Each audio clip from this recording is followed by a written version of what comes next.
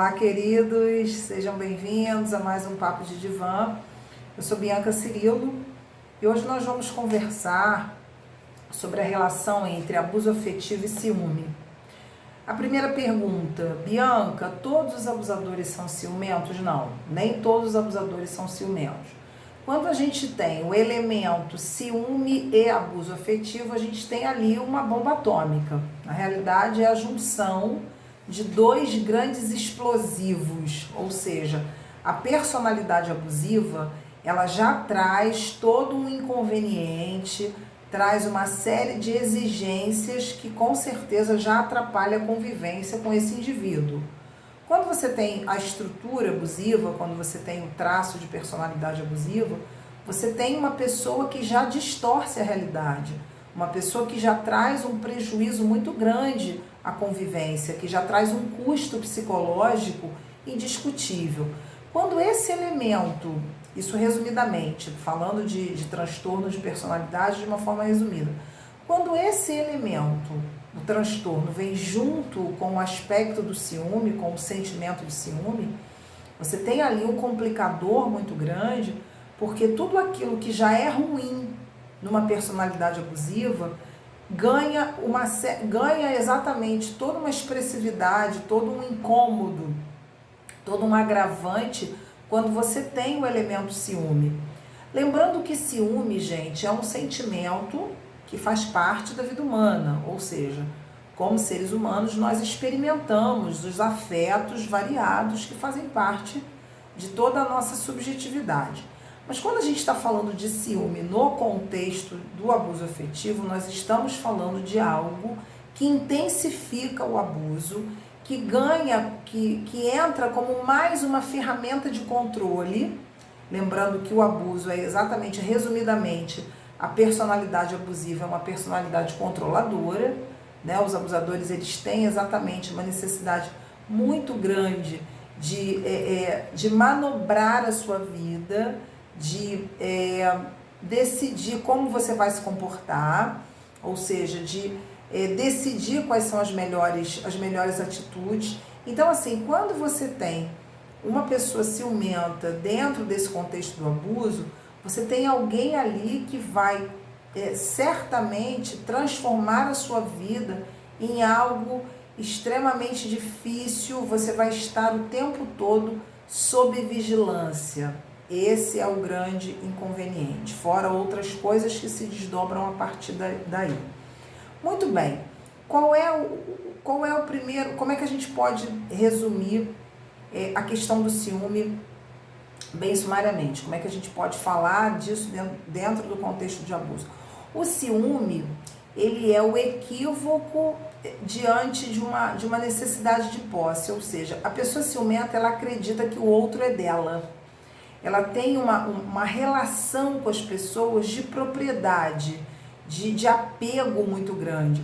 No caso do abuso, como o abusador ele já acha que você é dele, mesmo que ele não tenha ciúme, você tem ali um elemento que te transforma numa vítima em potencial exagerado, porque você vai estar o tempo todo sendo vigiado, e isso é extremamente perigoso, porque muitas vezes vem com a desculpa do afeto. Eu vou explicar. Primeira coisa, gente, existem pessoas que acreditam que o ciúme é uma demonstração de amor, é uma demonstração de afeto. Abusadores afetivos fomentam essa crença em você. Eles fazem com que você acredite que, de fato, eles estão apenas demonstrando um cuidado, estão apenas demonstrando que eles se preocupam com o que é deles. Isso é muito comum. Eu me preocupo com o que é meu. Essa frase é, assim, extremamente perigosa.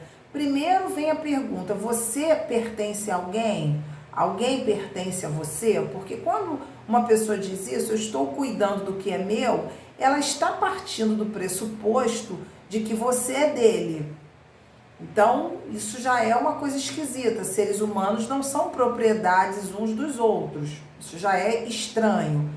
E no momento em que ele diz que está cuidando, transformando a perseguição em cuidado, ele quer que você acredite que a sua autonomia vale menos do que o controle dele. Porque se você abre mão da sua autonomia para atender a uma série de exigências, a dar satisfação de todos os passos que você dá na vida. Então, se você acha que a sua autonomia vale menos do que isso, é no mínimo estranho e esquisito. Por quê? O que ele diz? Não, eu estou cuidando de você, eu me preocupo com você. E aí eu lembrei de uma situação, né, que assim, é um resumo, digamos assim, é o estereótipo do ciumento. Ele liga para você e diz assim: aonde você está? Vocês já repararam que as pessoas ciumentas, abusivas, ou os abusivos ciumentos, um parênteses, uma pessoa ciumenta, ela já tem ali um padrão de abuso. Uma pessoa que te persegue, que vasculha, que adota uma postura de desconfiança constante, ela já é um abusador. Acho que ninguém tem dúvida disso. Só que, como eu falei, nem todos os abusadores, eles trazem o ciúme como um elemento importante ou como alguma coisa que intensifica ali a personalidade dele. Mas, na realidade, assim, as pessoas ciumentas, elas já demonstram um padrão de abuso ali que a gente teria que investigar qual seria a estrutura que estaria junto, fomentando ali esse tipo de atitude. Mas o ciúme em si já é um padrão desconfortável. Então, voltando, a pessoa ciumenta, ela liga para você e pergunta assim: aonde você está? É a mãe, é o pai, às vezes o filho também. O filho também pode demonstrar isso. O namorado, a namorada. A pessoa não pergunta assim: oi, tudo bem? Como você está? Não, ela liga 20 vezes, aí se você começa, aí você não atende. Aí quando ela tem a oportunidade de estar com você, ela começa a perguntar: como foi seu dia? Se você está no início de um relacionamento amoroso, isso é curioso notar, né, e destacar. Quando você está num relacionamento amoroso, no início, as pessoas ficam lisonjeadas. E essa é a grande armadilha, é a arapuca que você com certeza se deixa enganar nessa situação. Elas ficam lisonjeadas: ah, ele se preocupa comigo, ou ela se preocupa comigo. Na realidade, você tem ali já uma pista para prestar atenção. Preste atenção. Ele começa: onde você está? Ah, o que você fez hoje? Como é que foi seu dia? Você acha que ele está interessado, ela está interessada no seu dia. Quando você vê com o andar da relação, quando a relação começa a criar mais estrutura, você observa que aquilo é uma constante, é uma prática, é uma ferramenta de controle, é uma ferramenta de monitoria dos seus passos. E aí você começa a perceber o quanto é desconfortável você ficar respondendo a interrogatório, porque o ciumento, o abusador ciumento, ele vai fazer o interrogatório, ele vai agir como um detetive, é uma postura policial, ele fica ali te vigiando e perguntando e achando, querendo que você acredite que aquilo é uma preocupação, é um cuidado. E aí entra o grande alerta, um dos grandes alertas desse vídeo. Se você tem uma fantasia de desamparo, se você tem alguma pendência no seu desenvolvimento psicológico, de atendimento das suas necessidades afetivas, você vai transformar o ciúme do abusador em alguma coisa bem-vinda, porque aquilo vai preencher a tua fantasia de desamparo. Ah, não, ele está se preocupando comigo, ele está se preocupando comigo. Enfim, você começa a adotar uma crença, ou a colocar em evidência, né, uma crença, tendo uma atitude, um movimento, de que aquilo que ele faz é uma lisonja, aquilo que ele faz é algo extremamente positivo para a relação. Ah, como eu falei, existem pessoas que acreditam que o ciúme é demonstração de amor e ficam assim: poxa, o fulano não demonstra, será que ele não gosta de mim? Isso é um equívoco, isso é um equívoco. Ele fomenta isso porque é uma forma dele te manter sob controle, você acreditando que aquilo de fato é uma maneira de cuidado, é uma forma de cuidado, e ele vai aumentando. Qual é o risco disso? No momento em que você atende as perguntas, começa todo aquele interrogatório, e aí você vai respondendo: não, fiz isso, fiz aquilo, querendo tranquilizar a pessoa. Ah, não, vou deixar ele tranquilo, ela tranquila, para ele perceber que eu não tenho nada. Isso fomenta mais ainda, porque ele acredita que ele precisa diariamente ou constantemente realizar o interrogatório para que ele se sinta bem, e o cuidado maior. Na hora que você responde, você reforça a ideia de que você é responsável pelo que ele sente.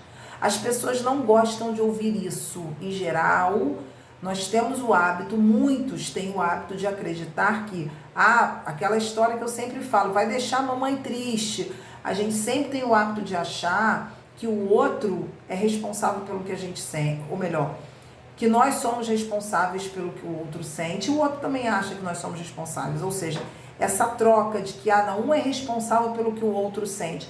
Isso é um equívoco. Você não é responsável pelo que o outro sente e o outro não é responsável pelo que você sente. O ciumento, ele não acredita nisso. Ele tem certeza que ele só vai ficar calmo se você atender a primeira pergunta, aonde você está? Que é a primeira pergunta de violação da sua privacidade. Onde você está? E dali ele vai controlando e arrumando desculpas e você vai acreditando nisso. Uma outra coisa importante dentro dessa dinâmica do ciúme, que assim, é fundamental que as pessoas parem para pensar e analisar com mais profundidade. O ciúme, na realidade, ele entra como um grande padrão de insegurança porque falta a relação de confiança. Quando existe uma relação de confiança, você não precisa estabelecer o interrogatório. E aí a pergunta que fica no ar, que com certeza não quer calar. Por que você está numa relação onde você tem que dar satisfação dos seus passos, acreditando que isso é amor? Quantas pessoas falam assim, eu não quero ficar sozinha, é melhor ficar num relacionamento desse, pelo menos eu não estou sozinha. Como é que anda a sua autoestima, como é que anda a sua percepção de si, para que você se submeta a uma relação dessa? Muitos homens, né, e mulheres também ciumentas, eles acabam gerando um transtorno, eles geram um transtorno muito grande, fazendo escândalo, invadindo a sua privacidade nas redes sociais. Aí eu tô lembrando daquela história, sabe aquela coisa de compartilhar senha? Não, eu compartilho senha porque é uma relação de confiança. É muito pelo contrário. Se existe uma relação de confiança, você não precisa compartilhar senha de celular. Porque, afinal de contas, celular é uma coisa que faz parte da sua privacidade, como faz parte do outro. Se você tem que monitorar, não, a gente tem uma relação de confiança tão grande que a gente compartilha a senha. Muitas vezes, né, numa relação abusiva, o que acontece é que o abusador ele vai dizer isso para você porque ele quer realmente ter acesso ao seu e-mail, ao seu celular, ao que você faz, porque ele está te controlando. Lembrando, o abusador ciumento, ele é um visionário, ele é um paranoico, porque ele cria na cabeça dele de que, com certeza, no momento em que você não atende o celular, é porque você está cometendo o crime de traição. E aí é muito curioso que existem abusadores afetivos, né, que são ciumentos, e adotam essa postura. Poxa, eu liguei para você, eu queria saber como foi seu dia, liguei para você 20 vezes, você não atendeu. E às vezes você está trabalhando, às vezes você está ocupada com outra coisa, você não atendeu porque você tem uma vida própria ou não tem. É importante parar e se questionar. Se você fica ali apresentando satisfação, respondendo a relatório, que relação é essa? Onde muitas desculpas vão sendo dadas para violar sua privacidade e você acredita que aquilo ali é uma forma de manter uma relação saudável. Lembrando, gente, abusadores afetivos são manipuladores. Aqueles que são ciumentos são realmente assim, são um dos mais manipuladores que nós conhecemos, porque o ciúme é uma grande manipulação. Ele começa a colocar em xeque a relação e falar, mas se você me amasse, você demonstrava isso ou aquilo. E aí você começa a perder sua autonomia, porque você começa a funcionar dentro do padrão do outro, onde ele traz toda uma exigência, ele faz toda uma lista para que você o deixe calmo. Isso é muito, muito sério, porque isso também mexe com a sua relação de poder. Quando você acredita que o outro fica calmo porque você fez isso ou aquilo, você reforça o seu padrão também de controle, ou seja, como é bom se sentir poderoso a ponto de tirar a paz do outro. Isso muitas vezes é inconsciente. Então para pensar, se você quer de fato obter relações mais saudáveis, você precisa rever. Por que está numa relação abusiva onde esse abusador é um ciumento, que faz escândalo na rua, que coloca você numa situação vexatória, que viola a sua privacidade, invade tudo aquilo que faz parte do seu direito de ter o seu canto, o seu espaço pessoal, tanto o espaço interno quanto externo, e você fica acreditando que isso é amor. Ok, gente? Cuidado com aquelas mães, aqueles pais ciumentos. Tô falando de uma relação com adultos, onde você tem ali duas pessoas casadas, lembrei aqui de alguns casos. Aí o pai ciumento, a mãe, não quer considerar a família do marido, a família da esposa. Tem uma série de disputas familiares veladas e algumas explícitas que fazem parte de um padrão de abuso familiar com elemento ciúme. O ciúme não está presente só em relações íntimas, relações a dois. A gente também tem grandes problemas e às vezes até bem complicados, onde as pessoas, as famílias trazem esse padrão, né? Elas querem monopolizar o filho já casado, a filha já casada, e aí a vítima fica naquela situação: o que eu faço? Eu tenho que agradar a gregos e troianos. Então, na realidade, para e recue e diga não a qualquer tipo de abuso. Quando vem o elemento ciúme, então, o ciúme, na realidade, ele tira o seu direito à liberdade. Uma pessoa ciumenta tira o seu direito à liberdade, porque ela acredita que você tenha que fazer o que ela quer.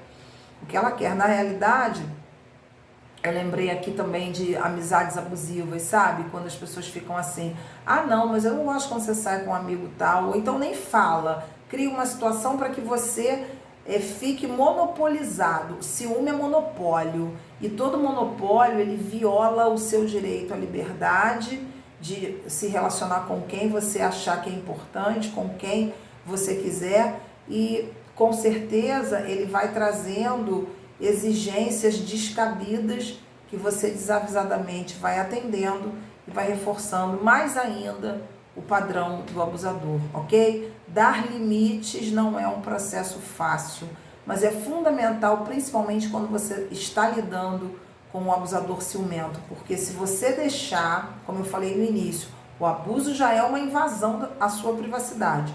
Se esse abusador é ciumento, você tem ali com certeza, né, uma grande bomba atômica que vai explodir a qualquer momento, e quando você perceber, você está sem espaço privado, fazendo só apenas aquilo que o outro quer.